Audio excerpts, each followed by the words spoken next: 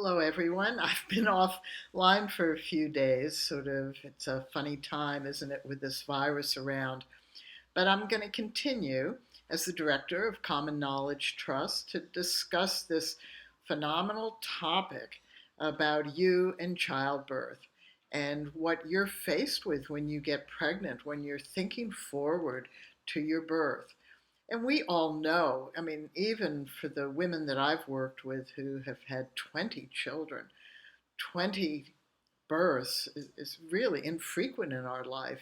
And since each birth is different, we don't know what it's going to be like. There's a global truth. You never know what your birth's going to be like. No birth is the same, and you're just confronted with that.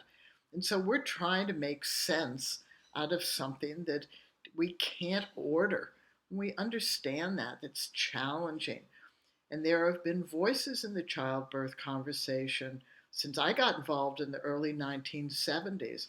Those voices became global in the early 1980s, and it began to really develop this division between natural birth advocates and this concept of medical birth. And so what happened was that women started to give each other or be given the message that there was a right birth or a good birth or an ideal birth or a best birth. And that began to be defined as a birth that occurred without medical interventions. As I've said in previous talks, the word intervention came along in the 1980s. When I gave birth in 1970, they were just called medical assessments, monitoring, and procedures. We didn't always like them, but we appreciated that they were there in order to safeguard the health and well-being of ourselves and our babies. However, by the 1980s, when the word interventions was used, and the idea that women know what kind of birth they want, irrespective of the fact that we cannot plan a birth, babies do not come to plan. You don't know what your birth's going to be like. We all know what we want. We want a safe birth, a healthy mother, and a healthy baby, and we'd all like a positive birth experience. But that's not what birth plans and choices were about. It was about saying no to medical care. And so all those assessments, monitoring procedures, which by the way have changed because I've lived long enough to see 3 evidence-based maternity systems. So honestly, I have a perspective. So all of these things in this part, this intervention series, this is number 5, was that there are 30 interventions that we as women have to avoid in order to have this ideal or right or good or best birth. And this has been crazy from my viewpoint. I mean, this is women talking to each other. This is women talking to each other. We are saying to ourselves and to each other, I didn't have a good birth, or you didn't have a good birth because, and X, Y, and Z. But we also say that about our children. I can't tell you how many women have said to me, he was my cesarean, she was my home birth. What are we doing? We can't do this. We have to change. So if we have to change, what do we have to change to? And that was apparent in the 1970s and could have grown. So if what I'm about to say had grown in the 1970s, I wouldn't be doing this now. So that concept started, it was an inkling of a concept, but sadly only part of it was understood. And that inkling was that giving birth is an activity each of us does with our baby. And therefore we should become skilled to do that activity. The inkling was that the advocates of that concept were well-known 3 obstetricians who developed the first ever childbirth preparation classes that were taught in the United States in every hospital, really, which was Lamaze, Bradley, and in New Zealand, where our trust is, Grantley Dick Reed. Yet those obstetricians missed the bigger point. They focused their skills on low-risk women. But 100% of pregnant women are going to give birth. 100% of us give birth one way or another. And so all of us should self-learn birth and birth coaching skills. It should be just normal and natural that when we're pregnant and when we're about to do a one-off and infrequent, a can't be replayed, life transforming activity, that we as humans should want to elevate that activity to something we do with skills. For goodness sakes, sex is normal and natural and physiological, yet some people spend a small amount of time to learn skills to become a good lover, then apply those skills. But we have lots of opportunities. Hunger, that's normal and natural, but we don't assume our children know what's safe to put in our mouth. We teach them. And most of us have to learn to cook.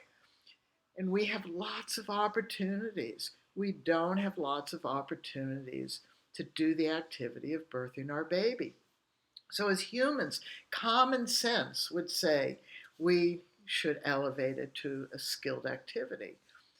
Yet the natural birth movement since the 80s took hold of that first message by these wonderful male obstetricians who first brought skills to the forefront of our thinking. They weren't great because it was the beginning. They should have evolved. Birthing better skills evolved in the early 70s. So the families who evolved birthing better said, no, we need more skills and a more generalized because of X, Y, and Z. If I can't communicate with my partner, how do I communicate with my partner better? If he wants to touch me and I don't want to be touched then, how do I convey that? And how can he touch me best? How can I open my body to let this big object out? How do I prevent myself from tearing in second stage? How do I cope with contractions? How do I deal with this negative voice when I hate birth? We have skills for all of that because those are the questions that we were asking. And we develop skills to answer those questions.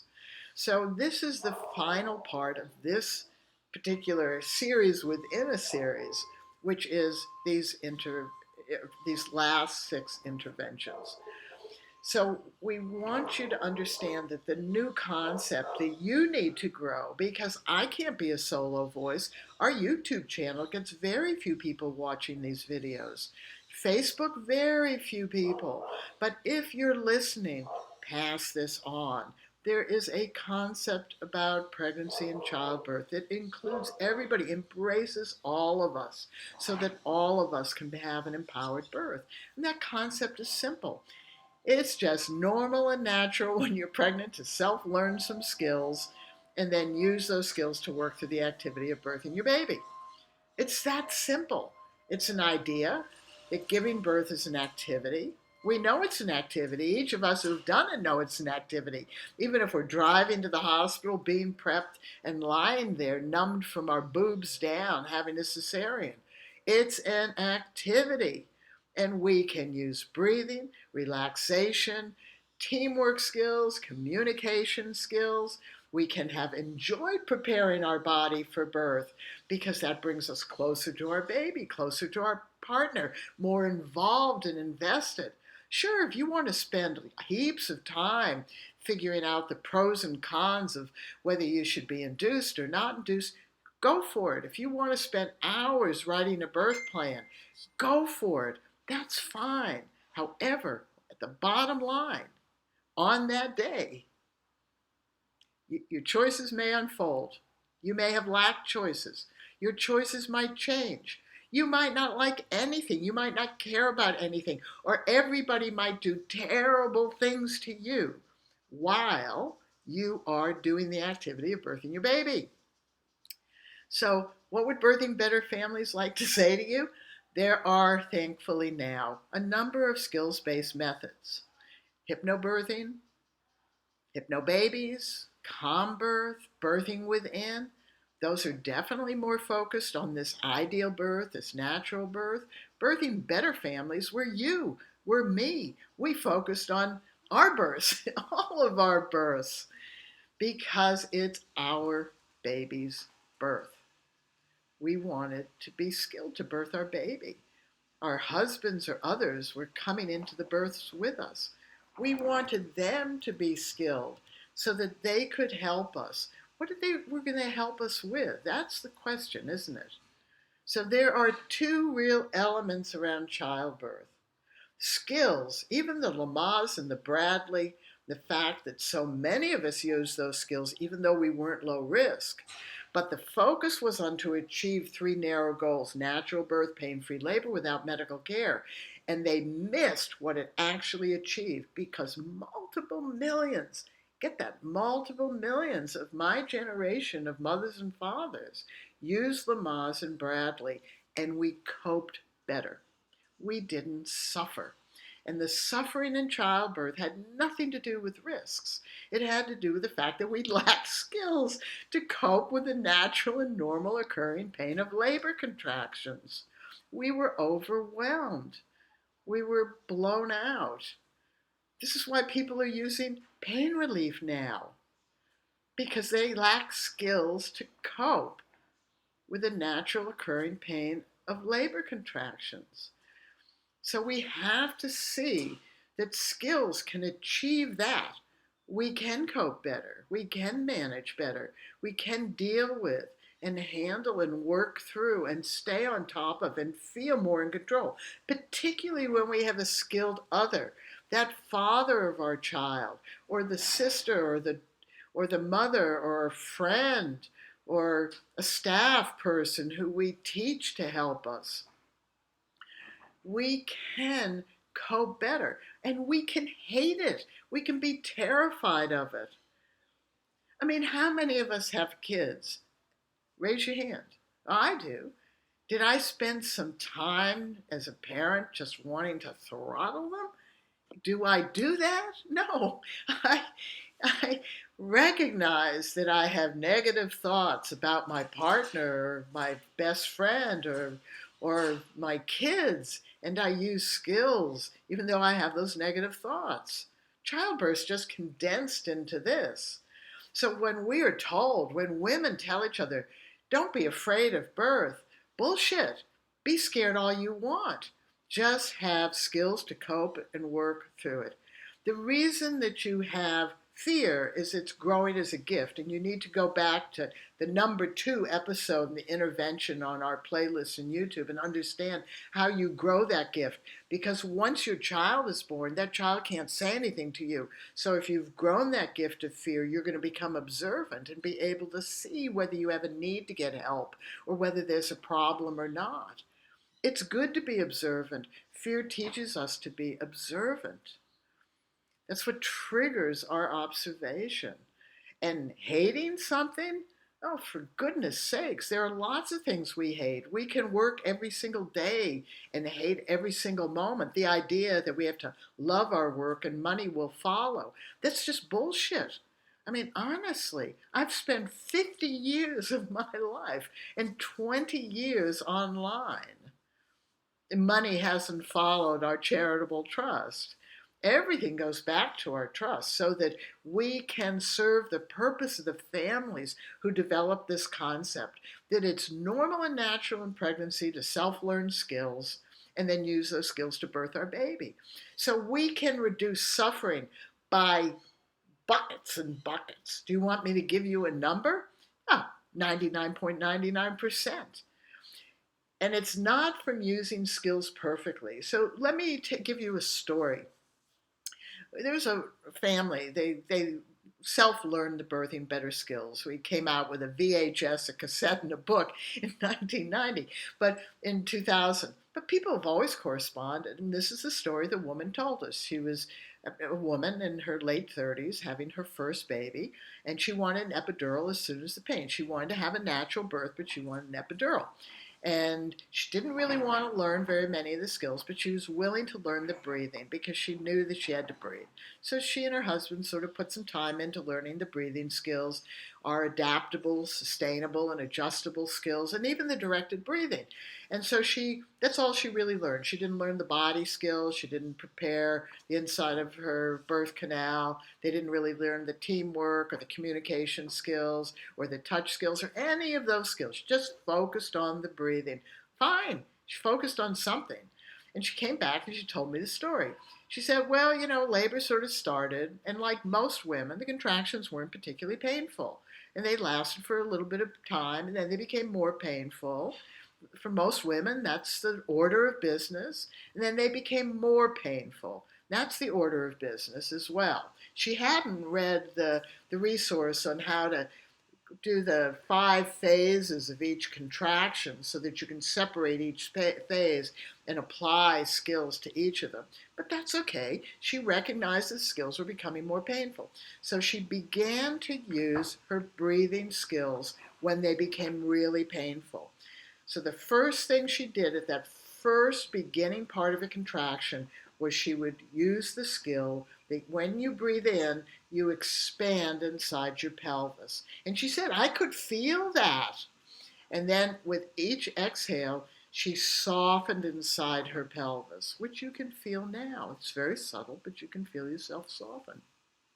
And then she said she screamed for the rest of the contraction.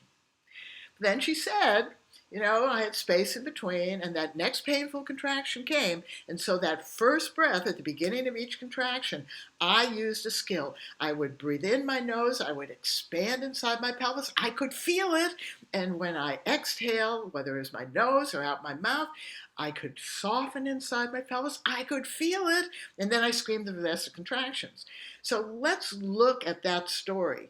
Okay, for a lot of people over the years, natural birth advocates have said to us, that doesn't mean anything, right? So let's just break that down. Okay, this is a human being doing something for herself. What did people see from the outside? They saw a screaming woman. That's what they saw, a screaming woman. For most of the time, she screamed. But what did she see inside herself? This is what she said to me. The beginning, that first inhale, that first exhale of every painful contraction, she had control. She knew what to do. She did it. It helped her. What she didn't do is to do it for the next breath. That's okay, because she never, ever felt out of control. She screamed, didn't like it, hated it, but she knew at the beginning of that next contraction, she would have that moment of being in control. And do you know how she felt about that birth? Several things. One is she said, and I did get an epidural hours later than I thought I'd need it. It's great. She continued to use the breathing when she had the epidural. That didn't stop. And then she said to me, when I have my next baby, I know that I can use that same skill for at least that next breath in and that next breath out. And honestly, from all of us, the tens and thousands of Birthing Better families, that's it. I mean, we don't have to do perfect births or ideal births or best births or natural births or normal births. We don't have to avoid every single medical assessment, monitoring procedures. And we don't have to feel that we are being ignored or people aren't being nice or they're imposing things on us. We just need to get on to birthing our baby. This is our baby. This is the activity we're doing with our baby. And we can always, always, always birth better when we're skilled. So let me shortly talk about these interventions. So one of them was limiting the time of first stage. So as I've said in this whole series, these answers came from workshops that our trust taught with a midwife in New Zealand called Strengthening the Partnership Workshops. We wanted to know what the midwifery profession in New Zealand, which is an amazing profession that does not believe that the partnership should be based on midwives being skilled and women self-skilling. They just don't believe that. They just believe that midwives should be skilled and women should make choices. So the partnership is very weak, and it fails in a lot of ways. And midwives are totally exhausted, and women are totally confused because the cesarean rate has more than doubled. So even if you just look at the goal of the natural birth movement and the midwifery movement to reduce cesareans, it hasn't. It's almost a third of the birthing population. And the idea, and when midwives looked at their own notes, they realized that they, in fact, believed that a natural and normal birth was anything other than a cesarean, which in itself is a problem because if I have a cesarean, that's my baby's birth. I don't want my baby's birth to be demeaned, and I don't want to demean my baby's birth. So we're challenged as women about how we think of birth. And that's why we're trying to build this concept is that 100% of pregnant women will give birth. 100% of them should self-learn skills and use skills. Doesn't matter what your birth's like. It's your birth, right? So the midwives gave answers to this. These are midwives' answers. And yet I've been involved in birth in the 70s. The reason that the doula profession started was because the midwives in the United States, where there weren't any legal midwives, so they were all lay midwives, were exhausted from giving continuity of care to women because they were at long births. But then that goes into a whole nother thing, is that women often perceive themselves in labor well before they're actually in progressive labor, and that's true in New Zealand. But New Zealand has a partnership in which women are told, I'll be with you when you want me. So midwives are obligated to be at a birth for hours and hours and hours and hours. And when I gave birth in 1970, 95% of us labored because the medical profession just wasn't as sophisticated as it is today. So when we labored, we coped, and some of us suffered, most of us suffered. Some of us had short labors, others of us labored for days. Most of us had good outcomes, but others had tragedies. So just the fact that we labor doesn't mean that a natural and normal birth is good and manageable with a good outcome and no suffering. It just means that whatever happens can happen and might happen. So not when you say we don't want to limit first stage, well, damn it, be prepared for those prodromal labors that go on when women said have a 72-hour and 96-hour labor. No, they haven't. Their baby has been preparing their body for X amount of time, and their labor, if they look at their notes, was when they actively started to dilate. So we had to develop skills about that, and we did. We developed the one question you should use, which is, what do you want to do now? Right? Simple question. But women are trying. In the natural birth movement said, try to get your labor going. Why do you want to try to get your labor going? Your baby is preparing your body. It's flooding it with hormones. It's doing everything it can. You don't need to help it. What you need to do is to do something now so that you're focused on living and you don't go into labor tired. So do we want to limit first stage? We want to understand it better. And we want women and men to ask that question, what do you want to do now? Any midwife, any birth professional can say that. You're not in active labor now. So what do you want to do now? Go to a movie, go to a movie. You're not in active labor now. What do you want to do now? I don't know. Not an answer. Just pause for a minute and think about it. Oh, I'd like to take a shower. Okay, take a shower. I'm still unhappy. You can be unhappy. What do you want to do now? I'm a bit hungry. Good, eat. What do you want to do now? Oh, I want to go to sleep. Good, do that. We don't have to like it. We have to do it. And when we do it with skills, and when we're asking that question, if you're skilled, use your breathing, use your relaxation, use your teamwork, use your communication. Do all those things. Go back over the skills of birthing better, how to create space. Do all of that. This is an infrequent, life-transforming activity that you have the power to do as a skilled human being. Simple as that. So limiting second stage. Okay, when I gave birth in 1970, everybody had an episiotomy. Why were we given so many episiotomies? Well, doctors see our crotches. They can see how tight we are. And physiologically, babies need to be born. So and this becomes more complex. And I don't have a background in science. I was told this by an obstetrician, right?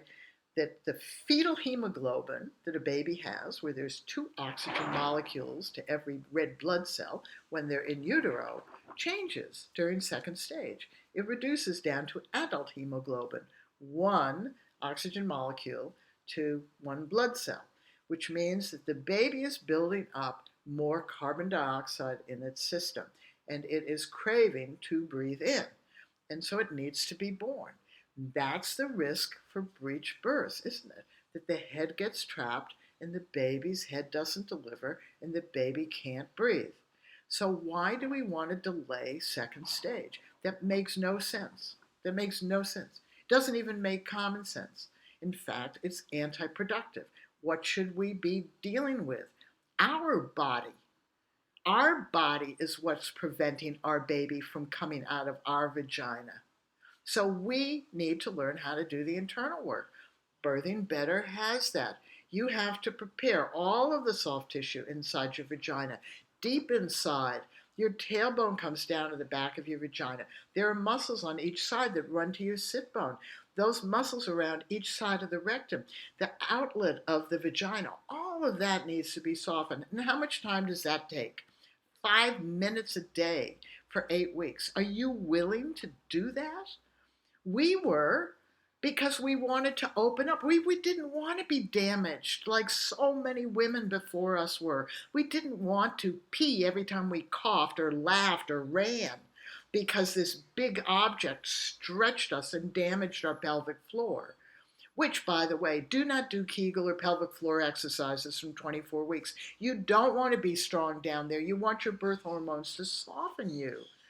So if we learned how to prepare down there, if that was part of the concept, it's normal and natural to learn skills to prepare for our birth, we'd all be doing this. This would be just common sense.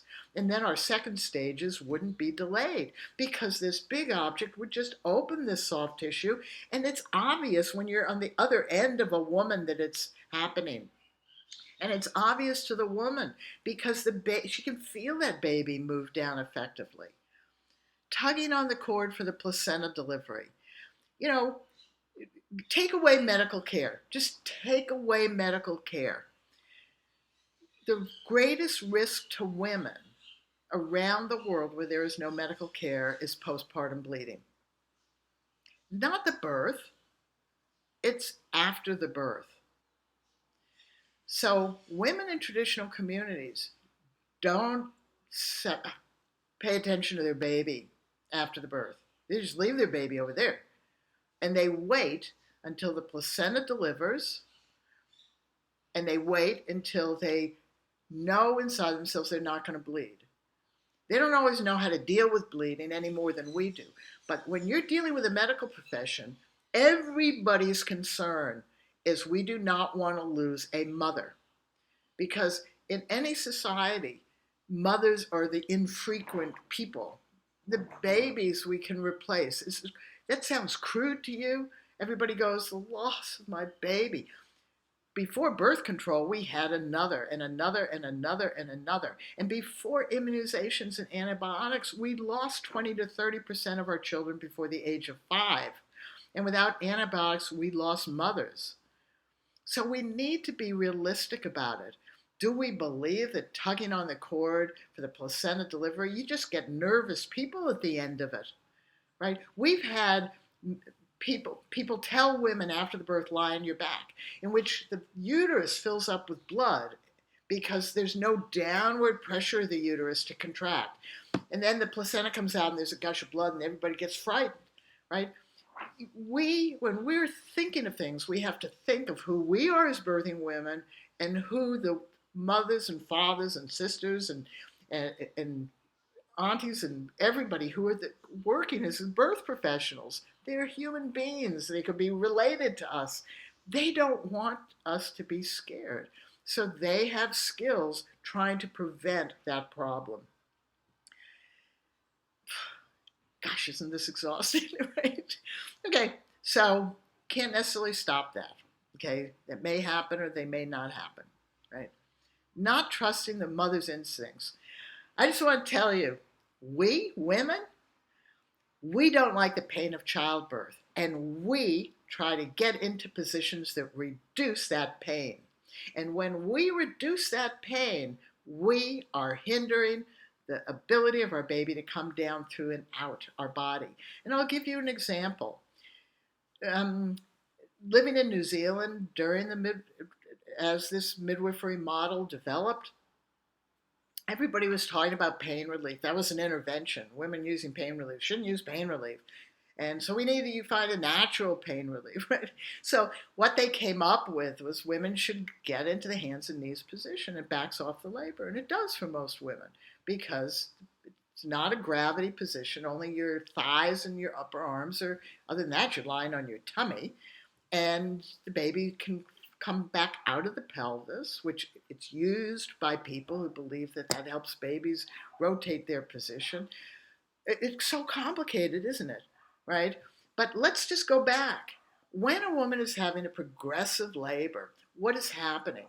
Her contractions are coming closer together, they're longer, and they're more intense because this tight muscle, 50% connective tissue, 50% muscle tissue, is moving from, how do you see that? Tight to that. And that retraction back into the inside of our bony pelvis hurts. And men, guys got it. Big object this size coming through the penis, hurt? You bet. Okay, so we can't see it in us, but we can feel it. Our baby is giving us a message, and this is another skill in birthing better. When we are doing nothing that obstructs this baby from opening us up, coming down through and out, the contractions are progressive. That means every hour or two, the contractions get longer, stronger, and closer together. That's what a progressive birth is like. That's why when women say I've been in labor for 96 hours or 72 hours, no, they haven't been. Their body and baby has been preparing their birth to do the active part of labor. And when they look at their notes, they will see that their active part of labor may have only been 6 hours. So you need to understand that when a woman is feeling more intense contractions that she does not like, she lacks skills to cope with the progressive part of labor. And if she is told to then get into a hands and knees position or instinctively moves into a position that backs off the contractions, she then has non-progressive contractions. What do they look like? They start to go up, and instead of having a peak, they plateau off and wander away. And the space between them tends to lengthen. And they just don't feel as intense. So instinctively, women have moved away from a progressive, good, progressing birth into one where she feels less pain. Women are not instinctive about birth. And this is the reality, not about women, but of human beings. As human beings, we don't like pain. And we go into flight, or freeze mode. And so when we believe that women instinctively know how to birth, that is hampering us as women to actively know how to birth.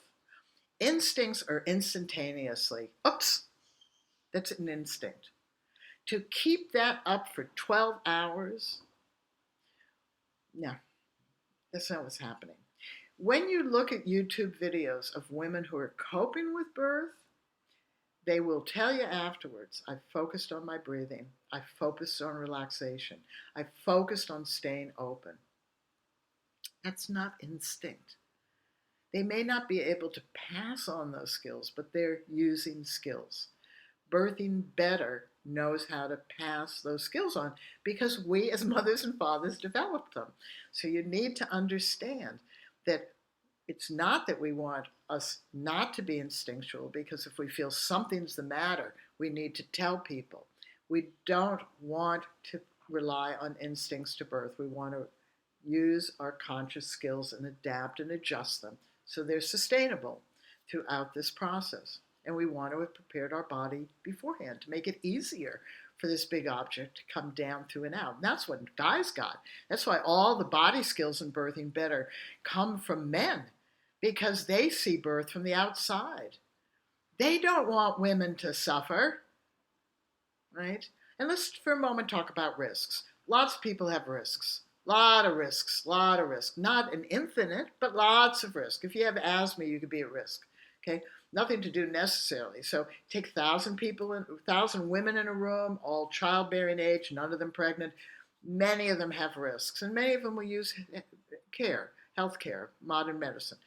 Get those same women pregnant, those risks may get worse, get better. Other risks may come up for them or their baby. That just happens, right? In birth, same thing. New risks, other risks that come up, same thing. However, risks are sort of like a bottom of a pyramid. How many risks end up with a problem? Not very many. But the reasons that you have assessments, monitoring procedures are called interventions is to try to determine whether that risk could become a problem and reduce or prevent that risk from becoming a problem. So lots of risks, much fewer problems. How many tragedies? Very few compared to the very few.